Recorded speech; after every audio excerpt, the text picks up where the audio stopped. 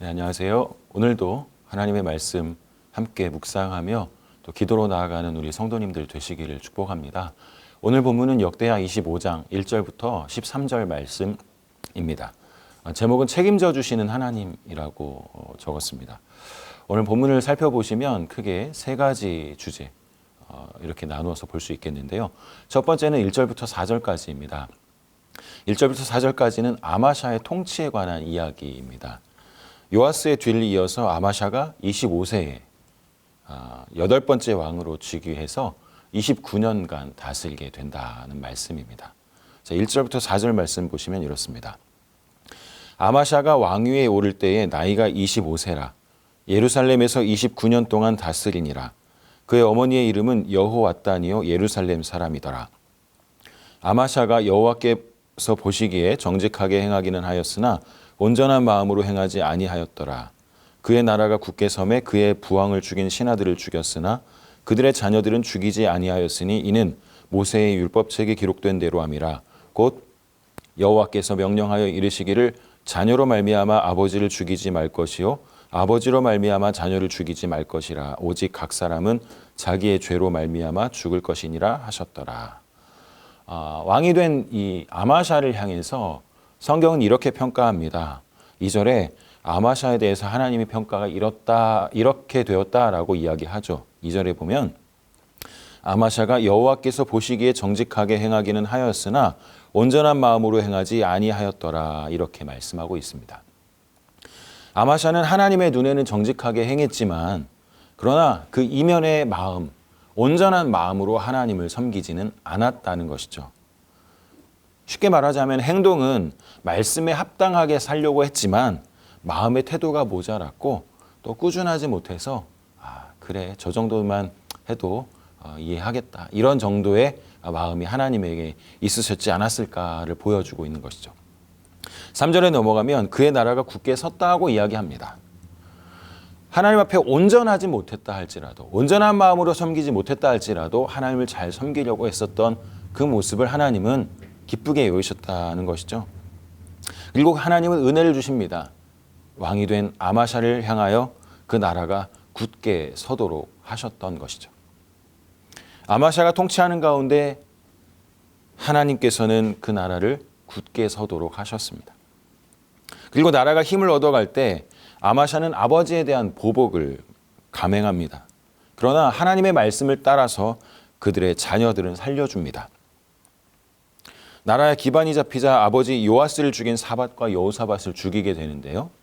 그러나 모세의 율법을 따라서 그들의 자녀들은 온 가족을 죽이진 않고 그들만 죽였고 자녀들은 살려두었다는 것이죠. 신명기 24장 16절에 이런 말씀이 있습니다. 아버지는 그 자식들로 말미암아 죽임을 당하지 않을 것이요 자식들은 그 아버지로 말미암아 죽임을 당하지 않을 것이니 각 사람은 자기 죄로 말미암아 죽임을 당할 것이니라. 아마샤는 통치 가운데 하나님의 율법에 대해서 부담감을 가지고 있었고 그 율법을 지켜야 한다는 마음을 가지고 있었을 것입니다. 하나님의 뜻대로 행했고 마음을 온전히 다 드리지 못했다 할지라도 하나님의 말씀에 대해서 지켜야 하고 그 말씀을 중요하게 여겨야 된다는 마음이 있었고 그 율법을 지키겠다는 결단은 있었던 것 같습니다. 그러니 그 말씀을 기억하고 아버지의 복수를 하지만 그 말씀을 따라서 자녀들까지 그 가족들까지 그 피해를 당하지 않도록 하죠. 두 번째는 5절부터 13절의 내용 속에 두 가지로 나눠서 볼 수 있습니다. 첫 번째는 연약하지만 마음을 바꾸고 승리하는 아마샤의 모습입니다. 아마샤의 통치 기사는 에돔과의 전쟁에 대한 이야기를 오늘 본문에서는 주로 하고 있습니다. 그리고 읽진 않았지만 그 뒷부분 17절부터 나오는 내용들은 북이스라엘과의 전쟁에 대한 이야기를 하고 있죠. 오늘 본문 에돔과의 전쟁에 관한 이 이야기는 오늘 본문은 저희가 읽은 것처럼 1절부터 13절까지의 긴 본문이지만 열왕기에는 같은 본문이 에돔 전쟁에 대한 기록 한 줄만 기록해주고 있습니다. 그만큼 관심사가 조금 다를 수 있다는 것이죠. 그러나 오늘 본문에서는 전쟁의 승리 이전에 아마샤의 불신앙이 믿음으로 바뀌고 있다, 전환되고 있다는 상황을 많이 설명해 주고 있습니다. 아마샤는 왕권이 강화됐을 때 3절 아까 본 것처럼 그 나라가 기반이 잡혀갈 때 에돔과의 전쟁을 준비합니다. 5절과 6절입니다. 아마샤가 유다 사람들을 모으고 그 여러 족속을 따라 천부장들과 백부장들을 세우되 유다와 베냐민을 함께 그리하고 20세 이상으로 계수하여 창과 방패를 잡고 능히 전장에 나갈 만한 자 30만 명을 얻고 또 은 100달란트로 이스라엘 나라에서 큰 용사 10만 명을 고용하였더니 이렇게 말씀합니다. 남유다와 북이스라엘 전체에서 사람들을 모으죠. 전쟁을 위해서. 유다와 베냐민에서 천부장과 백부장을 세웁니다. 그리고 그 숫자가 30만 명에 육박했습니다. 그러나 이 규모는 다른 역대 왕들에 비하면 적은 편이라고 할 수 있는데요. 아사의 군대는 58만, 또 여호사밧의 군대는 116만 정도가 되었습니다. 여러 전쟁 때문에 유다의 군 규모가 현재는 그 정도에 이르지는 못했습니다. 30만이라고 하면 다른 왕들과 비교했을 때 적은 숫자죠. 따라서 그 군 숫자를 확보하기 위해서 북이스라엘에서 힘 있는 용사 10만을 은 100달란트를 주고 고용합니다. 이스라엘의 용병을 확보했다는 것은 어떤 의미가 있는가 하면 하나님을 온전히 따라가지 못한 자기의 뜻대로 살아가는 이스라엘의 손을 잡았다, 그들의 도움을 요청했다 하는 의미가 있습니다. 이때 한 선지자, 하나님의 사람을 하나님께서 보내십니다. 아마샤에게 보내셔서 아마샤의 믿음 없음을 책망합니다. 그 하나님의 사람, 선지자는 이름조차 기록되어 있지 않습니다. 그러나 누구인지 모르지만 그 하나님의 사람을 통하여 하나님은 아마샤를 책망하는 것이죠. 무엇을 책망하시냐면 아마샤에게 믿음이 없음을, 그리고 전쟁이라는 것은 하나님께 속해 있다라고 하는 것을 말씀하고 계십니다. 자, 7절 말씀 보시면 어떤 하나님의 사람이 아마샤에게 나와서 이르되 왕이여 이스라엘 군대를 왕과 함께 가게 하지 마옵소서. 여호와께서는 이스라엘 곧 온 에브라임 자손과 함께 하지 아니하시나니. 첫 번째는 북이스라엘과 연합해서 하나님을 무시하고 하나님을 따르지 않는 이스라엘과 연합하고 있는 것에 대해서 하나님께서 이스라엘 군대와 이스라엘 왕과 함께 가지 못하게 하실 거다. 그것을 싫어하신다는 것을 이야기하고 있죠. 두 번째 책망의 내용은 하나님은 북이스라엘과 함께 하지 않으시기 때문에 아마샤도 동행해서는 안 된다는 것을 이야기해주고 있는 것입니다. 다시 한번 7절 그리고 9절까지 말씀 한번 읽어드리면 어떤 하나님의 사람이 아마샤에게 나와서 이르되 왕이여 이스라엘 군대를 왕과 함께 가게 하지 마옵소서. 여호와께서는 이스라엘 곧 온 에브라임 자손과 함께하지 아니하시나니 왕이 만일 가시거든 힘써 싸우소서. 하나님이 왕을 적군 앞에 엎드러지게 하시리이다. 하나님은 능히 돕기도 하시고 능히 패하게도 하시나이다 하니 아마샤가 하나님의 사람에게 이르되 내가 100달란트를 이스라엘 군대에게 주었으니 어찌할까. 하나님의 사람이 말하되 여호와께서 능히 이보다 많은 것을 왕에게 주실 수 있나이다 하니라. 이렇게 말씀합니다. 네, 이 말씀 제가 빨리 읽었지만 어떤 말씀입니까? 너가 이스라엘과 연합하고 이스라엘과 손잡았기 때문에 네가 만약에 가겠다면 너 혼자 열심히 싸워라. 나는 가지 않는다. 너는 이 전쟁에서 이길 수 있을까? 그렇지 않다. 하나님은 능히 돕기도 하지만 패하게도 하신다. 이 이야기를 하고 있는 것이죠. 그때 아마샤의 마음에 어떤 마음이 들었냐면 그래도 은 100달란트를 들여서 이 사람들을 고용했는데 돈이 아깝다는 마음이 들었습니다. 그때 하나님의 사람이 아마샤에게 더 확실한 이야기를 하죠. 여호와께서 등이 이보다 많은 것을 왕에게 주실 수 있다 하는 것입니다. 자, 하나님의 선지자는 왕이 하나님의 능력을 온전히 신뢰하지 못하고 있음을 지적하고 있습니다. 하나님이 싫어하시는데도 만약 왕이 전쟁에 나가겠다면 혼자 가십시오. 하나님은 가지 않으십니다.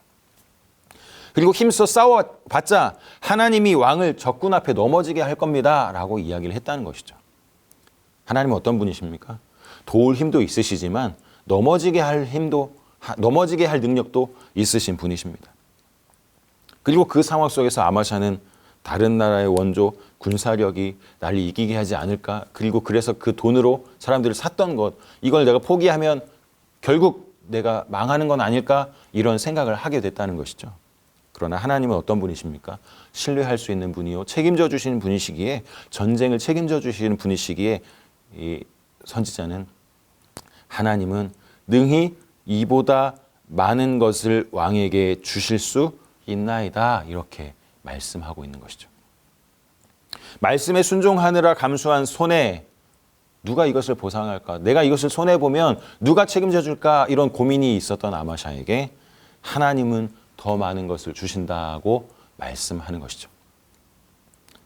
아마샤가 어떻게 했습니까?